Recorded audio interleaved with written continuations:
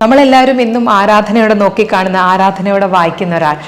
ഈ പറഞ്ഞ പോലെ തന്നെ ഒരു കുറച്ചൊന്ന് ഡിറ്റാച്ച്ഡ് ആയിട്ട്, ഇപ്പം മാം തന്നെ പറഞ്ഞു, സിനിമയിൽ നിന്നാണെങ്കിലും വളരെ കുറച്ച് സൗഹൃദങ്ങളുള്ള ഒരാൾ. എങ്ങനെയാണ് അച്ഛൻ ജീവിതത്തിൽ? പരുക്കെന്ന് പറഞ്ഞുകൂടാ, അത് ഒരു എഴുത്തുകാരൻ എന്ന നിലയ്ക്ക് എനിക്ക്, അതായത് നമ്മൾ വളർന്നു കഴിയുമ്പോഴാണ് നമ്മൾ മനസ്സിലാക്കുക എന്തുകൊണ്ടാണ് ഇവരിങ്ങനെ എന്നുള്ളത്.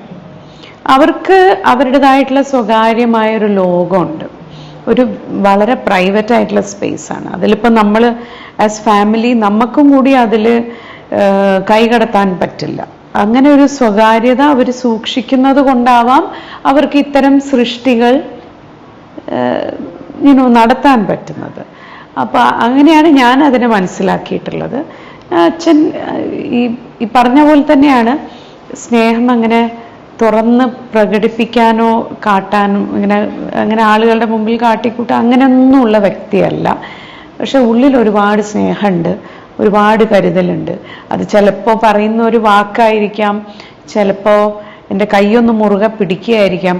അപ്പം എനിക്കറിയാം എന്താണ് അച്ഛൻ്റെ ഉള്ളിൽ ആ സമയത്ത് തോന്നുന്നത് എന്നുള്ളത് നമുക്ക് അറിയാൻ പറ്റും. അപ്പം അത് ചിലപ്പോൾ ഒരു നോട്ടാവാം, അത്രയൊക്കെ ഉണ്ടാവുള്ളൂ കമ്മ്യൂണിക്കേഷൻ. പക്ഷെ അത് അടുത്തറിയുന്നവർക്ക് മനസ്സിലാവും അതെന്താന്നുള്ളത്. പിന്നെ അച്ഛനെ സംബന്ധിച്ചിടത്തോളം എല്ലാവരോടും ഒരു മാനുഷിക പരിഗണനയോടുകൂടി മാത്രം ഇടപെടുന്ന ഒരു വ്യക്തിയാണ്.